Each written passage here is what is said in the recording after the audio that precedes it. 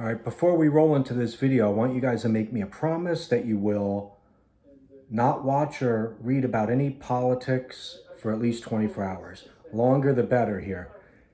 And I wanted to show that you can't have any true zen or equanimity of the mind or any kind of lasting peace if you're so heavily invested in politics on a constant daily basis. Not saying you can't take an interest in that, but we're not doing that these days. It's all very, you know, heavily one side or heavily the other, very strong emotions that usually lead to some negative things.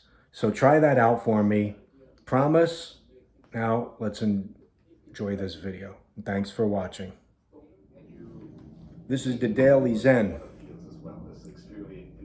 Why there can be no Zen in politics. Very simple. If I had a photo behind me of Donald Trump, and on the other side of me I had a photo of Joe Biden, people would get all bent out of shape.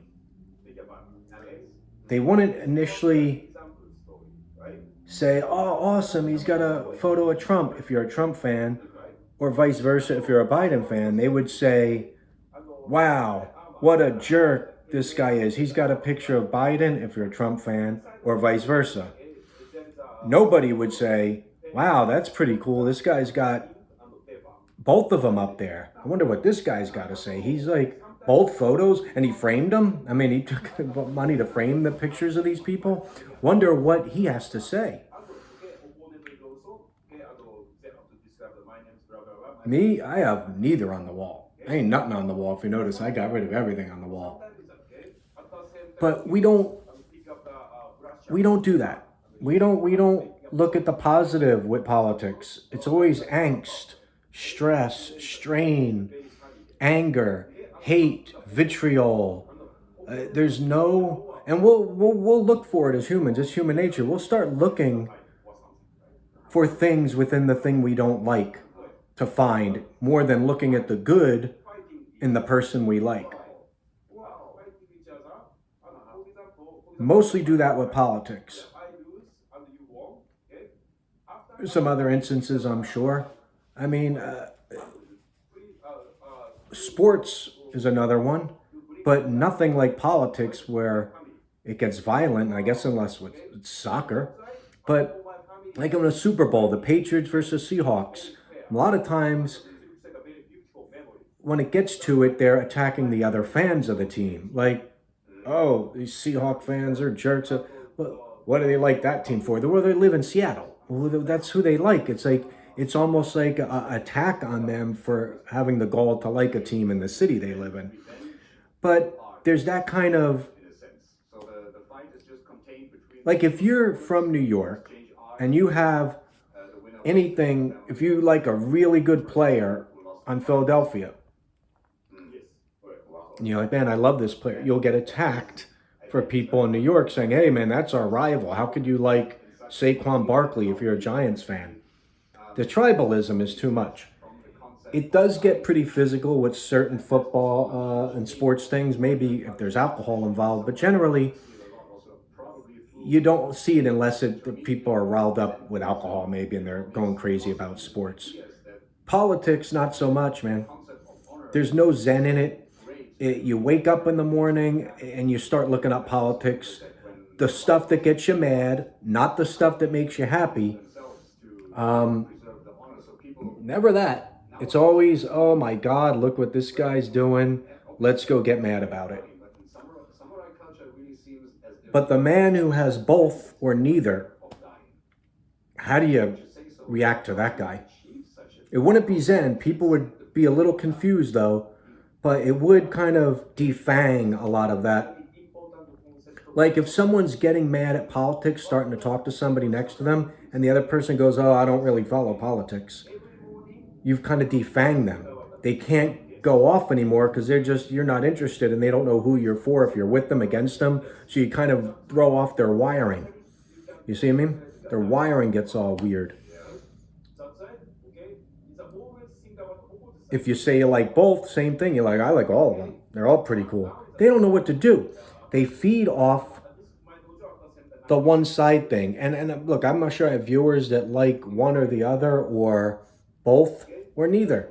But we should all look at it the same way, with a sense of equanimity and peace and calm. But with politics, you can't. There is no zen in politics. There will never be. And the thing about politics I want to say is most of the things that people get mad at over politics since the entire time I've been alive, I'm 91 years old. So I've been around a while. I've seen a lot of these people come and go. That none of this stuff rarely ever falls on your doorstep where you can be getting that mad over this stuff. I've never had anything I can remember that's truly, you know, flown in the face of my life and kind of stopped it cold. Of course, there's things that are financial things and all sorts of stuff that eventually might not be good for you, but it's not life ending. It's all a game where there's no zen.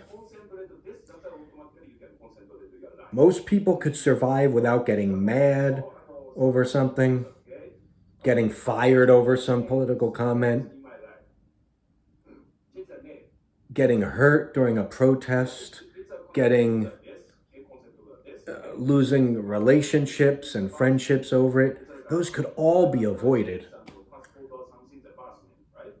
by just realizing if we want peace and happiness and equanimity of mind and heart, politics is not a game to play. It's not a game to play. I'm not saying don't take interest in things related to issues of the world. Any issue. But man, there's not going to be no zen in it if we attach ourselves so much to the side. George Carlin once said, and I'm paraphrasing, I can't remember, like all wars start with, I'm really botching it, but it's something about wearing a hat. Someone wears a hat, someone's going to have the opposite hat, like a team, for example. Now you're enemies. You could be getting along with someone sitting next to you in a bar or a coffee shop or a McDonald's or a grocery store line and talking for 10, 15 minutes, an hour. Well, not in a grocery store for an hour, I hope not.